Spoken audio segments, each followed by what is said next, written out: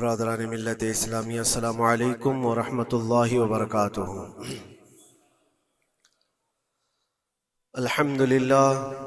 अल्हम्दुलिल्लाहिल हन्नानिल mannan अल्लज़ी खलक़ल इंसाना व अल्लमहुल बयान वस्सलातु वस्सलामु अला रसूलिही सय्यिदिल इंसी वल जान व अला आलिही व अस्हाबिही ज़विल खैरि वल इहसान, अम्मा बअद। फ़अऊज़ु बिल्लाहि मिनश शैतानिर रजीम, बिस्मिल्लाहिर रहमानिर रहीम। वजाहिदू फिल्लाहि हक़्क़ जिहादिही हुवा इज्तबाकुम वमा जअल अलैकुम फिद्दीनि मिन हरज इला आखिरि हाज़िहिल आया। सदक़ल्लाहु मौलानाल अज़ीम। बारगाह रिसालत मुआब सल्लल्लाहु अलैहि वसल्लम में दुरूद पाक का हदिया पेश करें। अल्लाहुम्मा सल्लि अला सय्यिदिना व मौलाना मुहम्मदिन मअदनिल जूदि वल करम व आलिहि व अस्हाबिहिल किराम व इब्निहिल करीम व बारिक व सल्लिम सलातन दाइमतन सरमदन अबदा। गुफ्तगू के आगाज से पहले मैं एक ज़रूरी बात आपके सामने पेश कर दूं। मस्जिदें अल्लाह की इबादत के लिए होती, यहाँ पर ताज़ीम के लिए खड़े होना जिस वक्त मैं आ रहा हूँ ये मैं बिल्कुल मुनासिब नहीं समझता। अपनी अपनी जगहों पर बैठे रहें, खड़े होना, बल्कि अल्लाह के नबी सल्लल्लाहु अलैहि वसल्लम ने इरशाद फरमाया, जो बंदा ये तमन्ना रखता है कि लोग उसके लिए खड़े हों, अल्लाह उसको दुनिया में और आखिरत में जलील फरमाएगा। हमें यह हरगिज़ तमन्ना नहीं होनी चाहिए कि हमारे लिए लोग खड़े हों, और अल्लाह की इबादत के लिए आए हैं और हमारा सर यहाँ पर सिर्फ अल्लाह की बारगाह में झुकना है।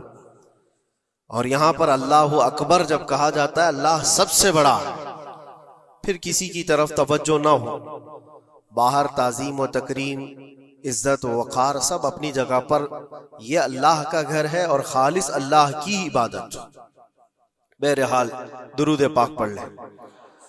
अल्लाहुम्मा सल्लि अला सय्यिदिना मुहम्मदिन मअदनिल जूदि वल करम व आलिहि व अस्हाबिहिल किराम व इब्निहिल करीम व बारिक व सल्लिम सलातन दाइमतन सरमदन अबदा। अल्लाह तबारक व तआला ने कुरान पाक में इरशाद फरमाया कि अल्लाह की तरफ बढ़ने के लिए तुम रास्ता तलाश करो और मेहनत करो। और अल्लाह ने इंसान को दोनों ताकतें दी हैं, खैर की भी और शर की भी, अच्छाई की और बुराई की, दोनों की ताकतें उसके अंदर हैं। खैर वाला जो मादा है उसको अच्छाइयों की तरफ ले जाता है और शर वाला मादा उसको बुराइयों की तरफ ले जाता है। जब ये दोनों चीजें इंसान के अंदर मौजूद हैं तो इंसान कभी नेकियों में गालिब आ जाता है और कभी बुराइयों में गालिब आ जाता है। ये शुरू से मामला चला आ रहा है और इन्हीं मामलात को लेकर अंबिया इकराम अलैहिमुस्सलाम बंदों की हिदायत के लिए आते रहे। अल्लाह तबारक व तआला ने बंदों को यूं ही नहीं छोड़ दिया, बल्कि अपने पैगंबरों को भेजा और खैर और शर के दरमियान तमीज सिखाने के लिए अंबिया आते थे, यही बताने के लिए कि तुम जिस रास्ते पर चल रहे हो, अगर ये गलत है तो गलत और सही है तो सही। और आखिरी नबी हमारे आका मोहम्मद सल्लल्लाहु तआला अलैहि वसल्लम के बाद फिर ये काम उम्मत के उलमा औलिया अंजाम देते रहे। आज जो जरूरी बात मैं अर्ज करना चाहता हूं वो ये है कि इस्लाम का जो निजाम है खैर को फैलाने के लिए है और शर को दबाने के लिए है। इस्लाम पूरी ताकत इस पर लगाता है कि खैर का नशर हो, उसकी तबलीग हो और बुराइयों से लोग बचें। और आपको पता है अल्लाह ताला ने हमारा लक़ब कुरान में क्या बयान फरमाया, कुंतुम खैर उम्मतिन, तुम खैर उम्मत हो, यानी बेहतरीन उम्मत हो। उखरिजत लिन्नास, लोगों में अल्लाह ने तुमको सबसे बेहतरीन उम्मत बनाया। लेकिन वजह क्या है, किस वजह से तुम्हें खैर उम्मत कहा गया? आगे खुद अल्लाह ताला कुरान में फरमाता है, कुंतुम खैर उम्मतिन उखरिजत लिन्नास तअमुरून बिल मारूफ व तनहौना अनिल मुनकर, तुम लोगों को अच्छाई का हुक्म देते हो और बुराइयों से रोकते हो। यह हमारा खासा है, यह हमारी स्पेशलिटी है। अच्छाइयों की तालीम देना, उसकी तरगीब देना, उसकी तबलीग करना, उसको फैलाना, ये इस्लाम का निजाम है। और बुराइयों से रोकना, ये इस्लाम का निजाम है। और खैर उम्मत होने के सबब आपको ये काम करना ही होगा। लोग अगर ये सोचते हैं कि ये सिर्फ मौलाना लोगों का काम है या मुबल्लिग का काम है, माइक मिलेगा तो ही तबलीग करेगा, नहीं। हर मुसलमान की जिम्मेदारी है कि वो खैर को अपनी ताकत के मुताबिक लोगों में फैलाए, और बुराई देखे तो उसको रोके। और बुराई देख करके खामोश रहने वाले का वही अंजाम है जो बुराई करने वाले का अंजाम। एक हदीस में मिलता है, जिब्राइल अलैहिस्सलाम एक बस्ती पर अजाब नाजिल कर चुके थे अल्लाह के हुक्म से। वो बस्ती गुनहगार थी बहुत, लेकिन उसमें एक नेक बंदा था, बहुत परहेजगार था, कभी गुनाह नहीं किया था उसने। उन्होंने अल्लाह की बारगाह में पूछा जिब्राइल ने कि मौला, इस बस्ती में एक नेक बंदा भी है, इसका क्या किया जाए? अल्लाह तबारक व तआला का हुक्म जलाल था कि उसको भी उसी में तबाह कर दो, अजाब में उसको भी गिरफ्तार कर दो। अजाब उस पर भी आया। जिब्राइल अलैहिस्सलाम काफी दिनों के बाद फिर रब ताला की बारगाह में पूछते हैं कि उसका क्या कसूर था? वो तो तेरा इबादत गुजार बंदा था, नेकोकार था, गुनहगारों पर अजाब आया, लेकिन इस पर क्यों आया? अल्लाह ने फरमाया वो नेक तो था, लेकिन उसकी आंखों के सामने बुराइयां होती तो इसको कुछ फर्क नहीं पड़ता था, ये देखता और खामोश रह जाता था। तो गुनाह करने वालों का और बुराइयों का अड्डा सजाने वालों का जो अंजाम है, वो देखकर खामोश रजामंदी रखने वालों का भी वही अंजाम होगा। इसलिए उम्मत की जिम्मेदारी है ये कि आप अपने इर्द गिर्द अगर बुराइयां देखें और गलत बात देखें तो उसको रोकें। और रोकने की आपके पास जैसी ताकत हो, जुबान से रोक सकते हैं, जुबान से, हाथ से रोक सकते हैं, हाथ से। ये दोनों की ताकत नहीं है तो दिल में बुरा जानकर उस जगह से उठ जाओ, उस जगह का बायकाट करो। ये तो कम से कम कर ही सकता है इंसान। हो सकता है आज के दौर में हाथ का इस्तेमाल तुम्हारे लिए बहुत मुसीबत बन जाए, तुम्हारा उसके ऊपर हुक्म नहीं चलता हो, जुबान का इस्तेमाल नहीं कर सकते हो, मजबूर हो, तो इसमें क्या मजबूरी है कि अपने दिल से बुरा जान करके उठो। और ये भी नहीं करता तो समझ लो कि ईमान का आखिरी हिस्सा भी उसके दिल से चला गया। ईमान जिसके पास थोड़ा सा भी बाकी है, वो बुराइयों को देख करके वो बरंगेख्ता होगा, उसकी तबीयत बुराइयों को देख करके मानने को कभी तैयार नहीं होगी। इसलिए खैर उम्मत का जो स्टेटस है उसको मेंटेन करना जरूरी है। यही तो बात है मेरे अजीजों, हजार तरह की मुसीबतें आए हम पर, लेकिन हम उस मिशन को नहीं छोड़ सकते जो हमारे ईमान का हिस्सा है, जो हमारे ईमान का हिस्सा है।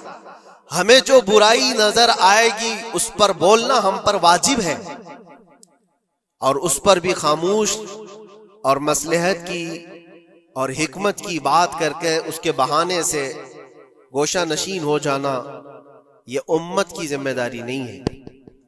ये तो रास्ता तलाश करने और बहाने की बनाने की एक सोच है। बाकी हर आलिम दीन हो, हर मोमिन हो, बुराई को देखे तो उसका इजहार करे और लोगों को रोकने की कोशिश करे। एक बात और मैं बताऊं, मुआशरे में कुछ सूदखोर हैं, कुछ शराबी हैं, और उनके मुतालिक ऐसा है कि वो अच्छा असर और रसूख रखते हैं।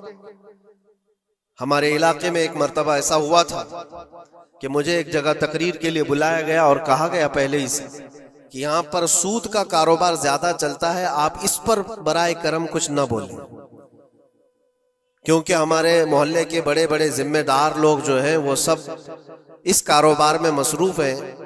आप सूद पर कुछ न बोलें, बाकी आपकी हर तकरीर सुनने को तैयार है। मैंने उस दिन कसम खा ली, पूरा 1 घंटा सूद पर ही मैंने बयान किया।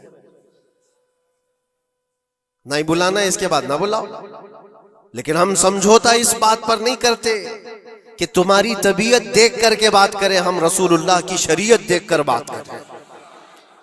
एक आलिम दीन का यह हक है कि वो बुराई को देखे तो उसका इजहार करके मना करे। मुखालिफत होगी, हमें पता है, बुराइयां करने वाले करेंगे, लेकिन यहां पर एक बात मुझे याद आती है, इस बज़्म में मकसूद है इस्लाह मफासिद। नश्तर जो लगाता है वो दुश्मन नहीं होता। डॉक्टर तुम्हारी फोड़ी को अगर काटता है चाकू से तो वो कातिल नहीं है, वो किलर नहीं है, वो तुम्हारे जिस्म से फोड़ी को काट रहा है, वो नासूर को निकाल रहा है। तुम्हारे अंदर बुराई को अगर हम रोक रहे हैं, बुरा थोड़ी देर के लिए लगेगा। इसीलिए मैं अक्सर एक जुमला कहता हूं, बुखार की दवा कड़वी होती है, निगल लो तो फायदा है।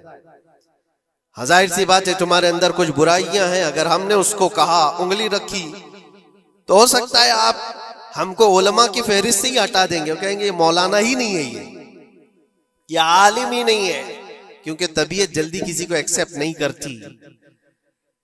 बुराइयों से रोकना एक बहुत बड़ी जिम्मेदारी है। जानते हैं मक्का मुकर्रमा में सारे लोग हुजूर पाक सल्लल्लाहु तआला अलैहि वसल्लम के ऐसे फिदाई थे। ऐलान नबूवत से पहले की बात कर रहा हूं, हुजूर के अखलाक पर कोई उंगली नहीं उठा सकता था। जितनी अच्छाइयों का हुजूर ने हुक्म दिया सबको वो एक्सेप्ट करते थे, मानते भी थे। लेकिन जहां बुराइयों के लिए रोका कि ये गलत है, उसको एक्सेप्ट करने को तबीयत नहीं मानती। इतने सालों से हम करते आ रहे हैं, अभी आप आकर रोक रहे हैं, यही तो दुश्मनी शुरू हुई। और हम यहां पर इसी बात के लिए कहते हैं कि ये अल्लाह के नबी सल्लल्लाहु तआला अलैहि वसल्लम के फरामीन के मुताबिक और कुरान के मुताबिक एक बड़ा जिहाद है। बुराइयों से लोगों को बचाना, रोकना और अपने नफ्स को बचाना, यही जिहाद जिसके मुतालिक हदीस पाक में मिलता है, रजाना मिनल जिहादिल असगरी इलल जिहादिल अकबर। जो जंग होती है ना आमने सामने मैदानों में, इसको हुजूर ने फरमाया ये छोटा जिहाद है, और बुराइयों से लड़ना ये बड़ा जिहाद है। अपने नफ्स से लड़ना जो बुराइयों की तरफ हमें लेकर के जाता है, या बुराइयों से रोकना किसी को, ये बड़ा जिहाद है। मियां पहलवानी दिखाना, एक दूसरे को कुश्ती में पछाड़ देना, ये तो ताकत का खेल है। लेकिन किसी को बुराइयों से बाज लेकर के आ जाना, ये बहुत बड़ी ताकत का मुजाहरा करना होता है, बहुत बड़ी। अगर तुम्हारी जुबान से कोई बच गया बुराइयों से, तो समझ लो कि तुमने उसके साथ एक बहुत बड़ा कार्य खैर किया है। अल्लाह के नबी सल्लल्लाहु अलैहि वसल्लम फरमाते हैं हजरत अली से, या अली ला यहदियल्लाहु बिका रजुलन खैरुल लका मिनद दुनिया व मा फीहा। ऐ अली, तुम्हारे जरिए से अगर एक आदमी भी सीधे रास्ते पर आया तो पूरी दुनिया कमाने से बेहतर है, तुम्हारे पूरी दुनिया से बेहतर है।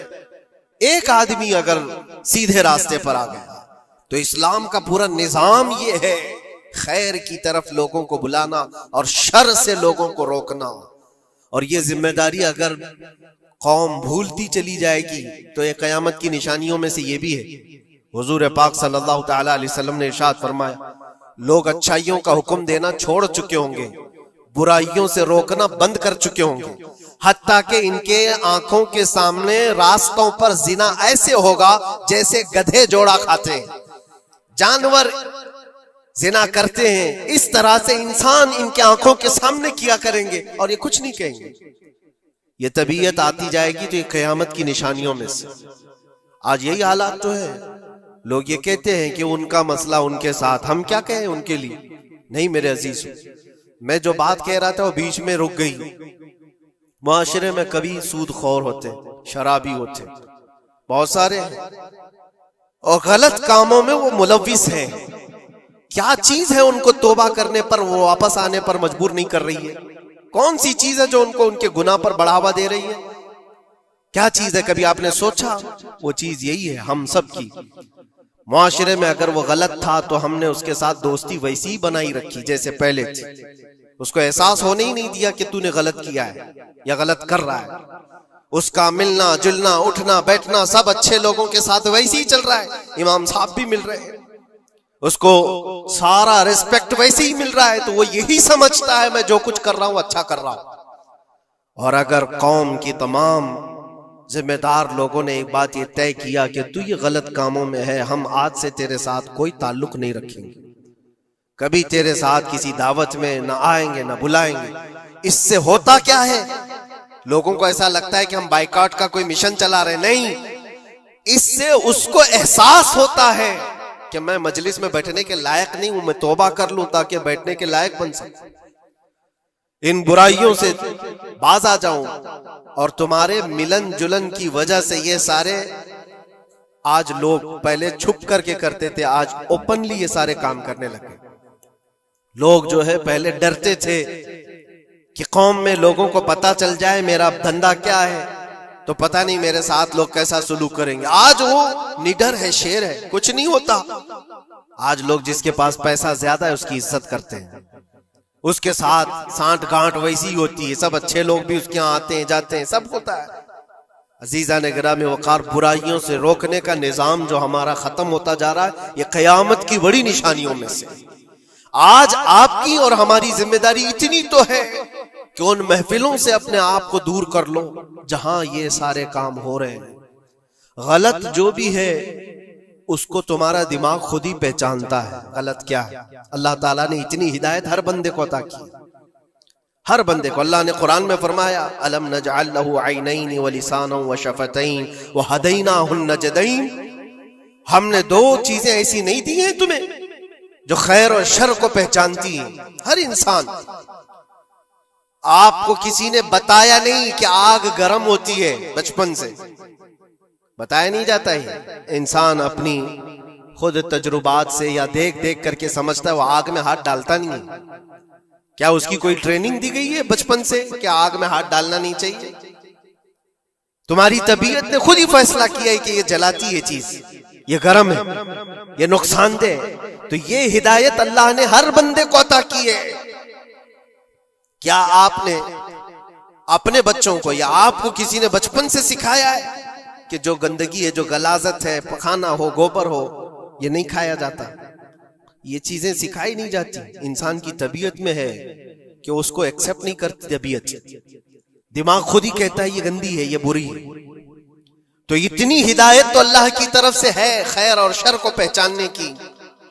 और कुछ ऐसी बारीकियां हैं जिसको उलमा बयान करते हैं, ये बुरा है और ये अच्छा है। अजीजा ने गिरामी वकार, आज उम्मत की ये बहुत बड़ी जिम्मेदारी है जिसको फरामोश किया जा रहा है। इस जिम्मेदारी को ऐसा नहीं है कि सिर्फ उलमा निभाएंगे, अवामुन नास को भी इस जिम्मेदारी पर आना चाहिए। आवाज हर बुराई के खिलाफ उठाओ, और यहां तक कि इस पर अगर तुम्हारी मौत भी आती है तो वो शहादत की मौत है, वो शहादत की मौत है। बुराइयों से रोकते हुए अगर कोई कत्ल हो गया या अगर कोई दुनिया से इंतकाल कर गया तो उसकी मौत को शहादत की मौत करार दिया गया है। यहां तक कि एक हदीस में यह भी मिलता है कि कोई बंदा हुजूर पाक सल्लल्लाहु तआला अलैहि वसल्लम के बताए हुए तालीमात को लोगों तक पहुंचाने का सफर कर रहा था, लोगों को अच्छाइयों का हुक्म देने का सफर कर रहा था, बुराइयों से रोकने का सफर कर रहा था। इस दौरान उसका इंतकाल हो गया तो हुजूर फरमाते हैं उसका दर्जा नबियों और शहीदों के बीच में होगा कयामत के दिन। उसको दरमियानी हिस्से में रखा जाएगा नबियों और शहीदों के बीच में, क्योंकि एक बहुत बड़ी जिम्मेदारी उठाकर चल रहा है, बहुत बड़ी जिम्मेदारी।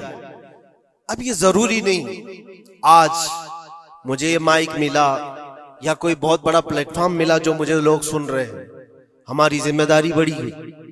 आपको आपके घर के बच्चे सुन रहे हैं, आप किसी जगह पर मैनेजर हैं तो आपके मातहत रहने वाले जो काम करने वाले हैं वो आपको सुन रहे हैं।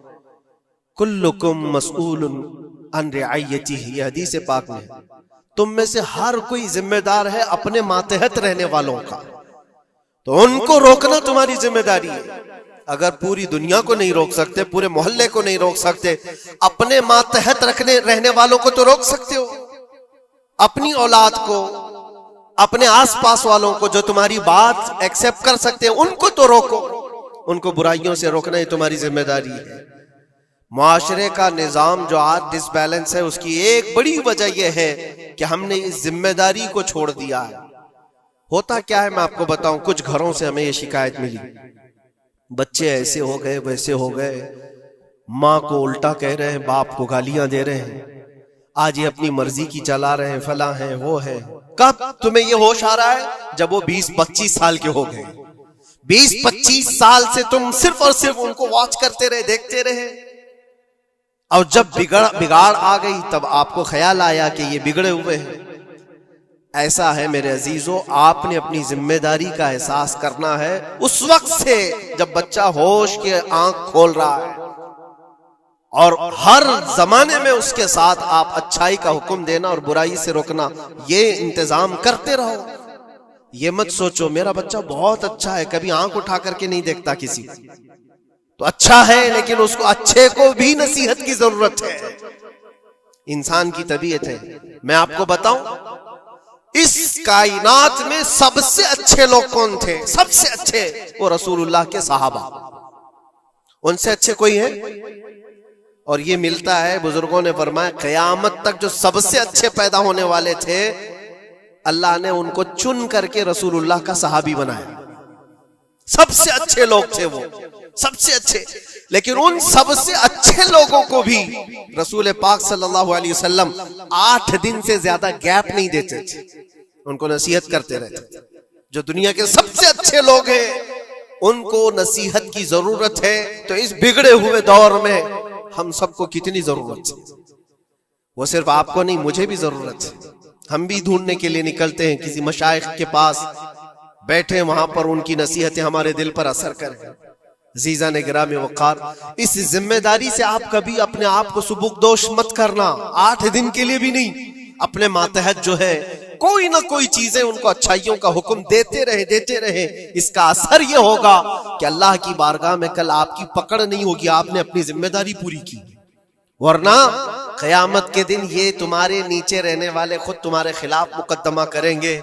यहाँ तक कि एक रिवायत में ये भी मिलता है कि एक बंदा अल्लाह की बारगाह में ये मुकदमा कर दिया था कि मेरा पड़ोसी जो आज जन्नत जा रहा है, ऐ अल्लाह उसको तू जन्नत भेज रहा है, मेरे पड़ोस में रहता था, उसकी नमाजें पूरी हैं। फरिश्तों के जरिए से कहा जाता है हाँ उसकी नमाजें पूरी हैं, हिसाब में मुकम्मल है। तो ये मुकदमा इस बात पर करता है कि अल्लाह उसको रोक दे, इतनी दिन वो नमाज पढ़ता था, एक दिन मुझे बुलाता नहीं था। खुद अपनी नमाजें तो पूरी कर लिया, लेकिन मुझे एक दिन नहीं बुलाया। मैं आज जहन्नम में जा रहा हूं। तो उसे रोक करके पूछा जाएगा, क्या तेरी ये जिम्मेदारी नहीं थी कि तेरा पड़ोसी था, तेरी इज्जत करता था, तेरे मातहत था, तो एक दिन भी तूने खैर की तरफ उसको नहीं बुलाया? ये जिम्मेदारी आप सोचो, हम सब की ये जिम्मेदारी है अपने मातहत रहने वालों के लिए। अल्लाह तबारक व तआला हमारे इस निजाम को जो सहाबा इकराम रिदवानुल्लाहि तआला अलैहिम अजमईन ने कायम फरमाया था हुजूर पाक की तालीमात से, वापस फिर से वो जिंदा हो जाए। अजीज़ान